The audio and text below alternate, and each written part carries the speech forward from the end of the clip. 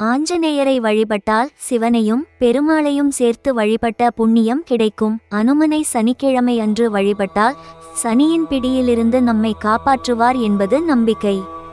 அந்த வகையில் அனுமனுக்கு வெண்ணெய் சாற்றி ஏன் வழிபடுகின்றனர் என்று இன்றைய பதிவில் தெரிந்து கொள்வோம்.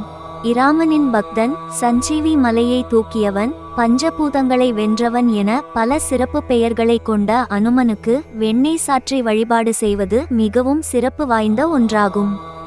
ராவண வதத்திற்கு பிறகு 2 அசுரர்கள் தப்பி ஓடி தவம் செய்து வரங்களை பெற்று தேவர்களை மிரட்டி கொண்டிருந்தனர்.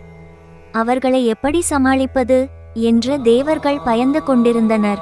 அப்போது அவர்களை வதம் செய்யக்கூடியவர்களை அனுப்ப வேண்டும் என்று கலந்து ஆலோசித்தபோது அனுமன் தான் அதற்கு தகுதியானவர் என்று முடிவு செய்தனர். அனுமனுக்கு போரில் உதவ ஸ்ரீராமர் வில்லையும், பிரம்மாவும் சிவபெருமானும் இன்னும் பிற கடவுள்களும் சக்தி வாய்ந்த ஆயுதங்களை அளித்தார்கள். ஸ்ரீராமர் தன்னுடைய அடுத்த அவதாரமான கிருஷ்ணனுக்கு பிடித்த வெண்ணெயை அளித்து, இந்த வெண்ணெய் உருகுவதற்குள் உனது காரியம் வெற்றியடையும், அசுரர்களையும் அழித்து விடுவாய் என்று சொல்லி ஆசீர்வதித்தார். அதன்படி அனுமன் வெண்ணெய் உருகுவதற்குள் 2 அசுரர்களையும் அழித்துவிட்டார்.